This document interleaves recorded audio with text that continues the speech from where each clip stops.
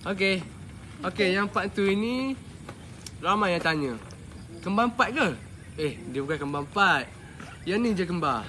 Yang ni 2 kembar. Yang nombor 1 albino, ya albino ada. Albino nombor 1 nama Adam. Nama apa? Adam. Ni nombor 2 nama apa? Azim. Ni nombor kembar mana so? Nombor 3 ni nama apa ni? Nama apa? Abel apa panggil Aimee. Aimee. Ni nama? Ucu apa panggil? Amiru. Okey, itulah. Nak tengok part 3. Komen okey. Bye-bye. Rambut perang dan bermata biru membuatkan 4 beradik dari kampung Jejuluk di Pasir Mas sering dianggap sebagai anak orang Inggeris atau Mak Saleh disebabkan oleh faktor fizikal semula jadi itu. Namun sebaliknya, apabila 4 beradik itu, Muhammad Adam Haris Zawawi 7 tahun, Muhammad Azim Hafiz 6 tahun, Muhammad Aiman Hazid dan kembarnya Muhammad Amirul Hazid 4 tahun mengidap penyakit albino.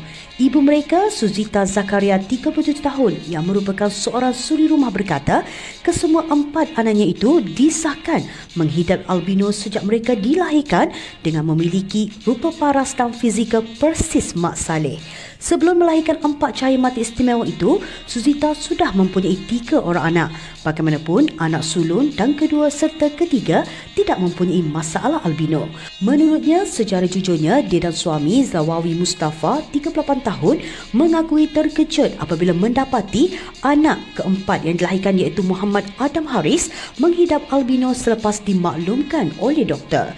Katanya, lebih mengejutkan lagi apabila kesemua zuriat yang dilahirkan selepas itu juga menghidap albino, namun dia menerima ketentuan itu sebagai rezeki dari Yang Maha Esa.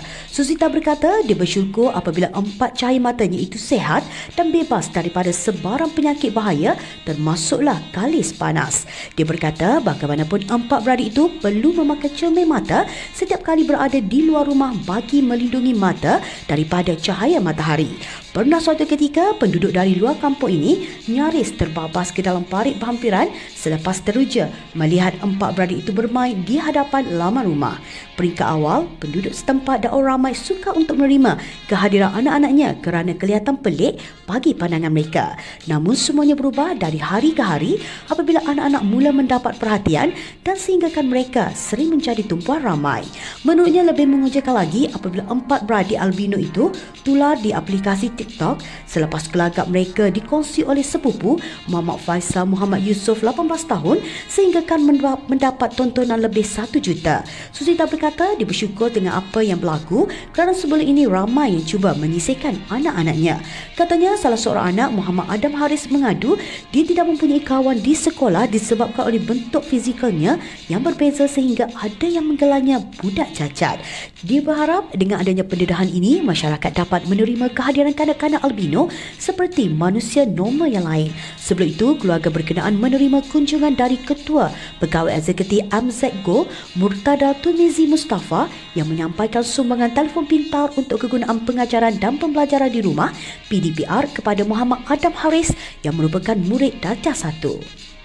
Itulah bapa anak tu ke jadi gitu cacat ko cukup darah ko gitu dah jadi kita lah ni kita dah kali dah dengan masyarakat. Kadang-kadang kita malu nak bawa bukan malu nak bawa anak tu kadang-kadang kita jadi malulah sebab kan dok bila orang tanya orang tengok pelik jadi macam kita rasa tersisih anak kita ke.